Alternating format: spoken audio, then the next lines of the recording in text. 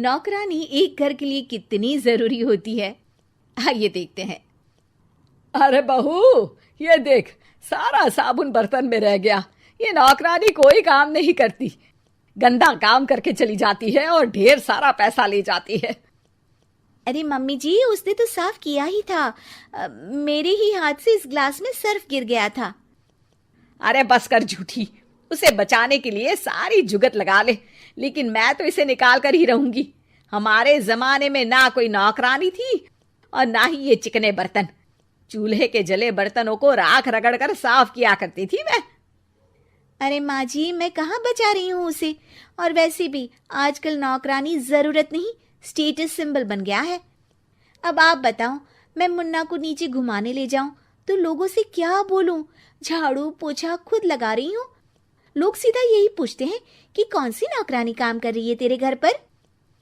अरे बस कर, ये भी कोई बात होती है? मम्मी जी, आप नहीं समझेंगी।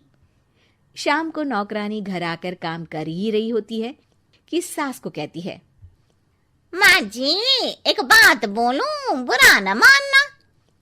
अरे वैसे तो मुझे तेरी शक्ल ही पसंद नहीं है, बात क्या खाक पसंद आएगी।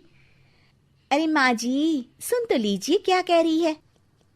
तो मैंने कौन सा उसका मुंह पकड़ लिया है? अरे माँ जी, वो लाल साड़ी पहनती हो ना पहना करो। सास का गुस्सा अब तो 7वें आसमान पर होता है। अरे वाह जी वाह, क्यों ना पहना करूं? और तू होती कौन है ये बताने वाली कि मैं क्या पहनूं क्या ना पहनूं? अरे माँ जी, पूरी बात तो सुन लो, वो बोलना क्या चाह रही है। अरे बुरा न मानो आंटी जी। अरे कौन है आंटी? अपनी उम्र देखी है तूने? 2-4 साल ही छोटी होगी मुझसे और मुझे आंटी बोल रही है। बहू सर पर हाथ रख लेती है। अरे अच्छी खासी उम्र दराज हो और आंटी ना बोलूं? मैं तुम्हारी बहू से भी 4 साल छोटी हूं। क्यों दीदी?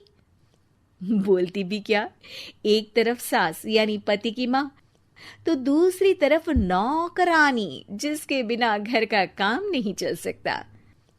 वो दरअसल माँ जी की शादी भी बहुत जल्दी हो गई थी ना।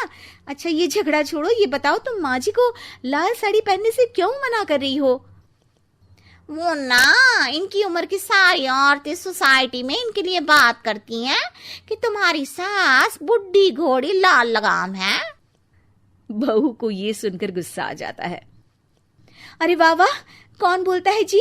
खुद क्या है यहाँ की औरतें, बाल सफेद लेकिन टाइट जींस और कोई कुछ भी पहने। अरे पहनना हमारा निजी हक है, किसी को कुछ हक नहीं बनता कि वो मेरी सास के लिए कुछ बोले। मैं आज ही जाकर माँ जी के लिए लाल जींस लेकर आऊंगी, फिर देखो कोई क्या बोलता है। अरे चुप लाल जींस। अरे सुन नौकरानी की बच्ची, जाकर बोल दे उन लोगों से कि उन लोगों की तरह मैं उड़ती नहीं फिरती हूं घर बार छोड़कर। अपने बच्चों और नाती पोतों में मन लगाती हूं, ना कि सारा दिन ताश के पत्तों में आंख गड़ाकर 3 पत्ती खेलूं। नौकरानी वहां से चली जाती है। वैसे बहू, नौकरानी के क्या फायदे हैं ये तो पता नहीं, लेकिन सबसे अच्छा तो ये कि पता चल जाता है कि कौन किसके लिए क्या बोल रहा है। सोसाइटी में तेरा नौकरानी रखने का इरादा बिल्कुल ठीक था। अगले दिन उन लोगों के घर की बेल बजती है। बहू दरवाजा खोलती है कि सामने कुछ औरतें खड़ी होती हैं। अरे बहू, कहाँ है तेरी सास? बुला जरा। अरे बहन जी, आप सारी एक साथ आइए आइए, कैसे आना हुआ? अरे 3 पत्ते खेलने आई हैं, क्यों खेलोगी? क्यों नहीं क्यों नहीं, वैसे भी बड़े दिन हो गए, एंटरटेनमेंट हुआ नहीं। बहू जा जाकर पकोड़े तो बना ला। अरे बस करिए, आगे कुछ पीछे कुछ। वैसे तो कहती हैं कि परिवार पर ध्यान देती हैं, हमारी तरह 3 पत्तियां नहीं खेलती। हमने कौन सा परिवार छोड़ दिया? सास सक पका जाती है। अब ये किसने कहा? मैं तो कहती हूं कि मैं भी थोड़ा बाहर निकलूं। आपने ही तो कमला नौकरानी से ये सारी बात की थी। सास और बहू को अब सारी कहानी समझ आ जाती है कि सोसाइटी की औरतें क्यों भड़क रही हैं। माफ करिए आंटी, मैं छोटी हूँ लेकिन फिर भी पहले तो आप लोगों ने माँ की लाल साड़ी का मजाक उड़ाया था ना। हाँ हाँ, उड़ाया था, लेकिन उससे पहले तो तुम लोगों ने हमारी जीन्स के बारे में बात की थी। अरे क्यों ना पहने हम जीन्स, तुम्हारे पैसों की थोड़ी ना है। सास और बहू सर पकड़ कर बैठ जाती है। देखा बहू, ये खेल कर गई तेरी नौकरानी, यहाँ की बात वहां तो वहां की बात यहाँ। दोनों किसी तरह औरतों को समझा बुझाकर घर भेजती है और कसम खाती है कि नौकरानी को नौकरानी ही रहने देंगी।